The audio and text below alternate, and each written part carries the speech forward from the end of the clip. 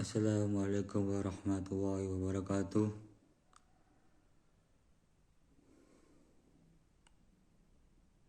Alhamdulillahirabbil alamin. Assalatu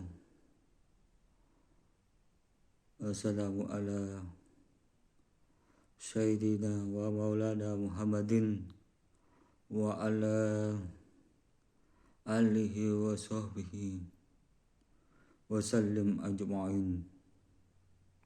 Wala hawla wala quwwata illa billahil aliyyil azim. Amma ba'du.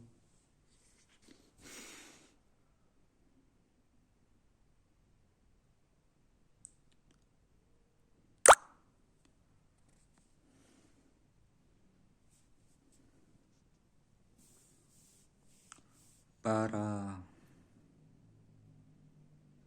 sahabat beriman yang saya muliakan,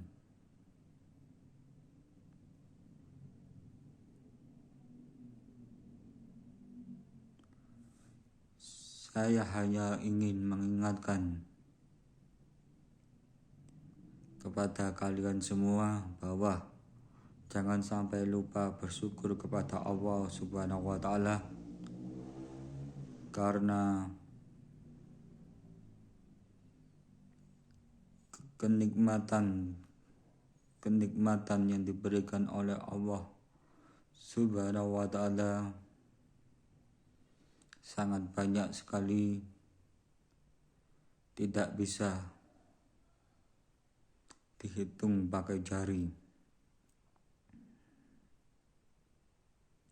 dan tidak bisa dihitung pakai akal manusia. Maka seharusnya kita semua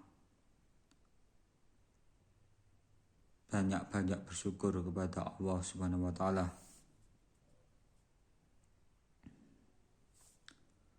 Dan jangan sampai lupa memperbanyak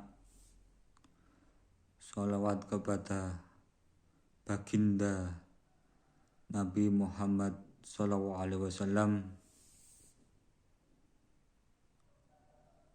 karena kelak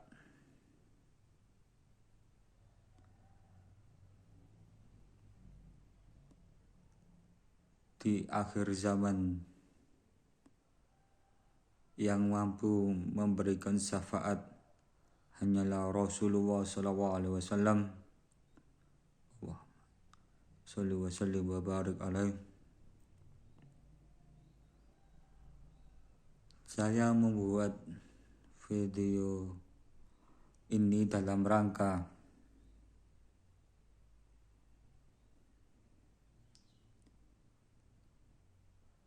mengajak kita semua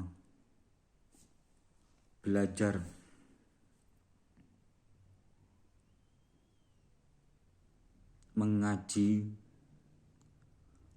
belajar dan mengaji.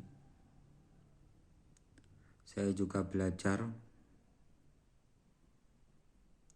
Apabila nanti ada kesalahan, boleh dikoreksi. Sekarang kita ngaji tentang hal-hal yang atau penyebab mandi besar, atau ada juga yang menyebut mandi junub, dan ada juga yang menyebut mandi janabah. Di sini saya akan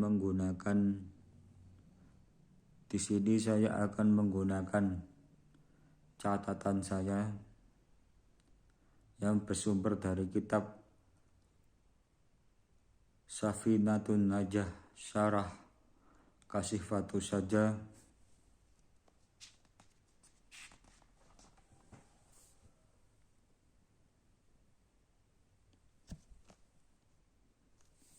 sebentar saya siapkan dulu kitabnya dan catatannya.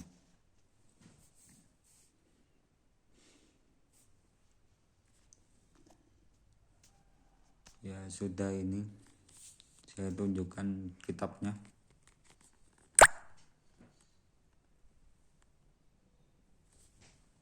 Sebentar, ini saya tunjukkan kitabnya.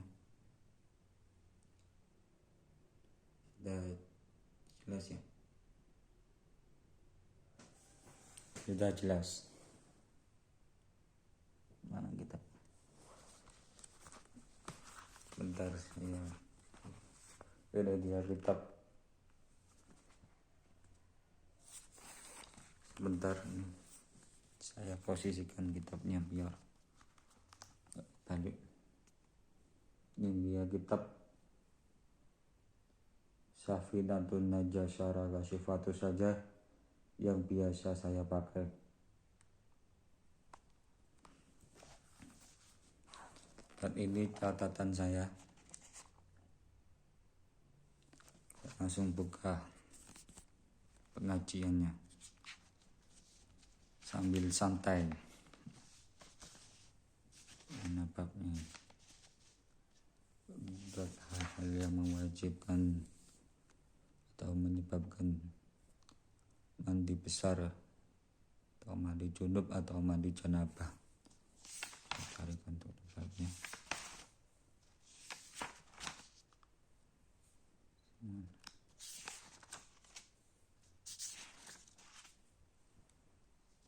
Ya, ini. Sudah kita mulai. Saya akan mencoba menggunakan catatan saya yang bersumber dari kitab Safinatun Najah Syarah Kasyifatus Sajah.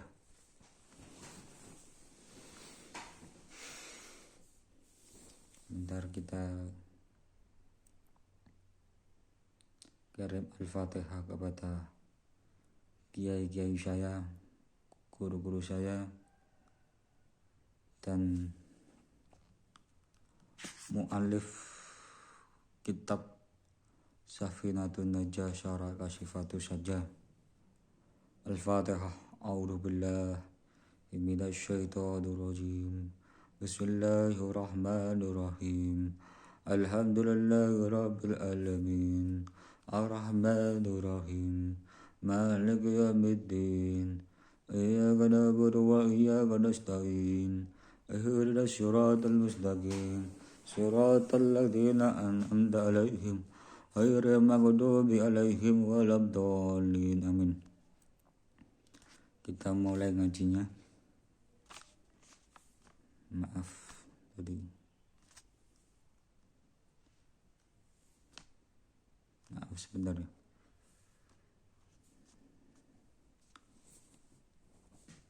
Bab menerangkan tentang hal-hal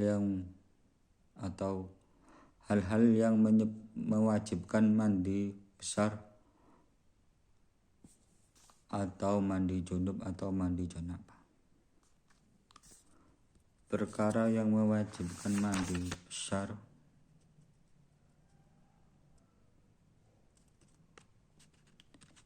ini kalau di catatan saya ada 6. Yang pertama adalah hubungan antara suami istri walaupun tidak mengeluarkan air mani, baik laki-laki dan perempuan. Sudah jelas ya?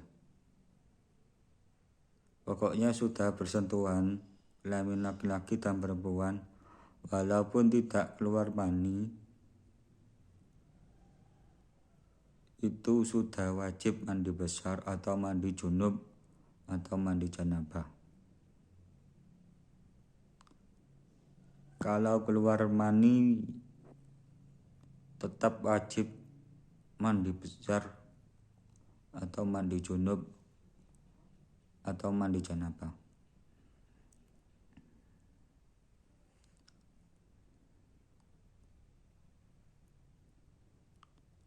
Walaupun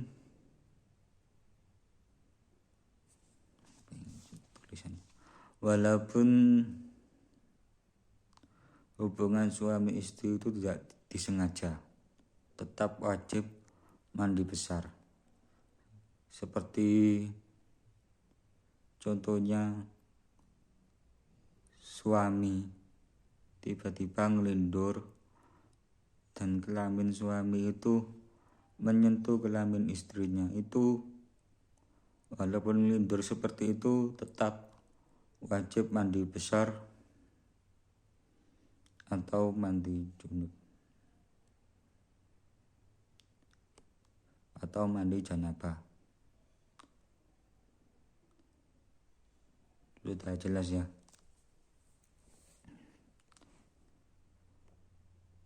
Walaupun hubungan suami istri itu sebentar atau lama, itu tetap wajib mandi besar atau mandi junub atau mandi janabah, baik pengantin baru maupun pengantin lama.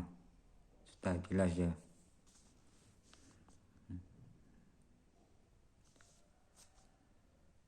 Itu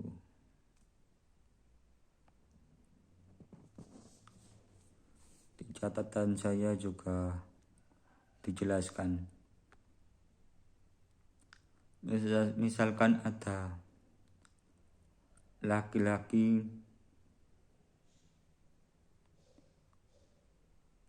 yang bersetubuh dengan hewan, ada ini di catatan saya dijelaskan. Misalkan ada laki-laki bersetubuh dengan hewan, itu tetap wajib mandi besar dan mandi janabah.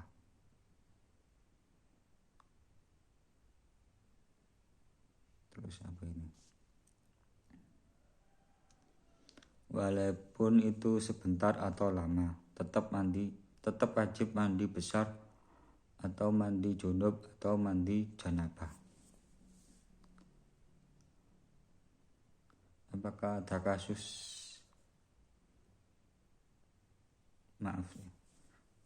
kalau memang ada kasus laki-laki bersetubuh dengan hewan, itu tetap wajib mandi besar atau mandi junub atau mandi janabah. Walaupun itu hanya sebentar atau lama, tetap wajib mandi besar. Dan di catatan saya ini dijelaskan juga ini jangan sampai terjadi ya. Seumpama ada perempuan bersetubuh dengan hewan, baik itu sebentar atau lama, itu tetap wajib mandi besar dan atau mandi junub atau mandi janabah. Ada juga dijelaskan dalam catatan ini, apabila ada laki-laki yang bersetubuh dengan mayit, tetap wajib mandi besar. Jangan sampai terjadi ya bersetubuh dengan mayit. Bersetubuh dengan hewan juga gak boleh seharusnya. Jangan sampai terjadi bersetubuh dengan hewan atau mayit. Di dalam syariat Islam seharusnya tidak boleh seperti itu.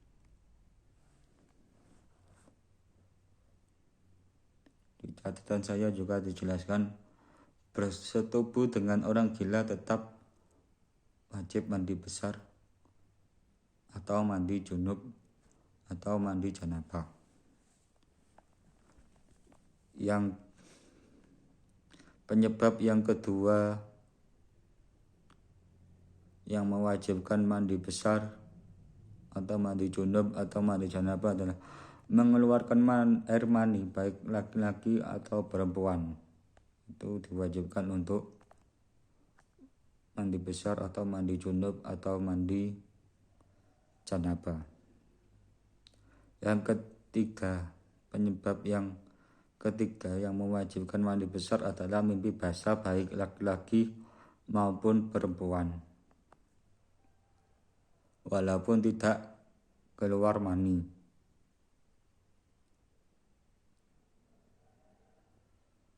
Penyebab yang keempat yang mewajibkan mengeluarkan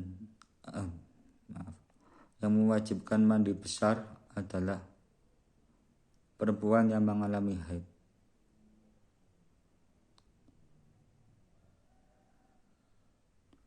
Yang kelima yang mewajibkan mandi besar, yang menyebabkan mandi besar yang kelima adalah nifas.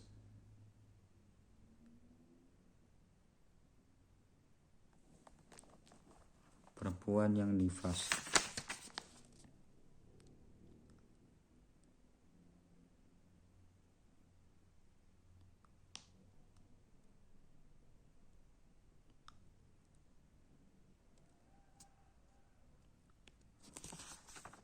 Yang keenam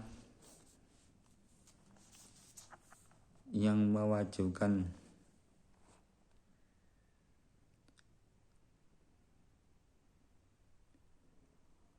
mandi besar atau junub, yang menyebabkan mandi besar atau mandi junub atau mandi janabah. Yang keenam adalah, di sini apa ya, di catatan saja ini, adalah meninggal. Orang yang meninggal itu memandikan jenazah itu seharusnya, kalau menurut yang saya pahami, seperti orang yang mandi besar itu, yang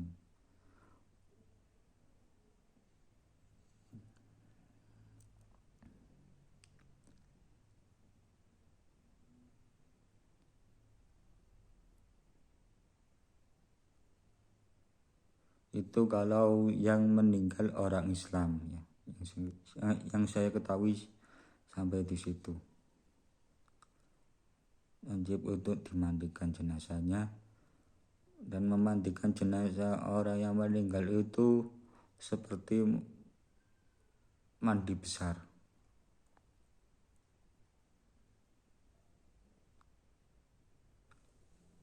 Kewajiban orang Islam kepada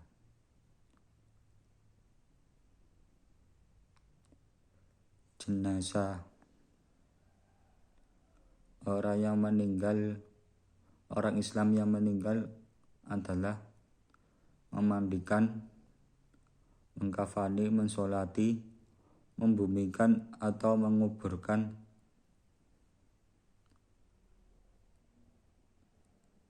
Itu kalau agamanya Islam.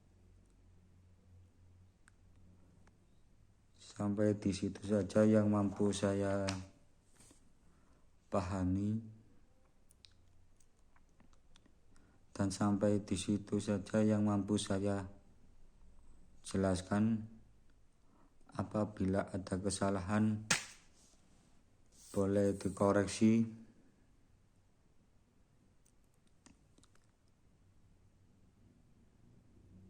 dan apabila ada ucapan dan perbuatan dari saya yang salah, saya mohon maaf sebesar-besarnya.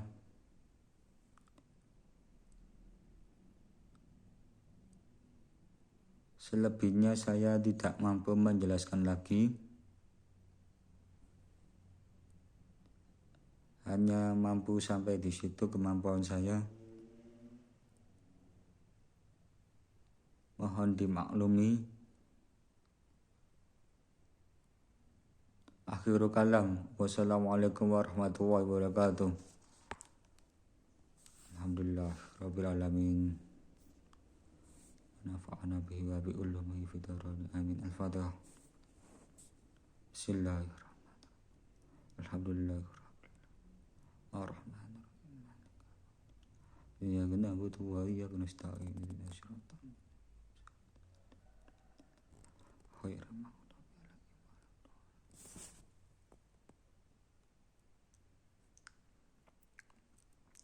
Sekali lagi, apabila ada ucapan dan perbuatan dari saya yang salah, Saya mohon maaf sebesar-besarnya. Akhirul kalam, wassalamualaikum warahmatullahi wabarakatuh.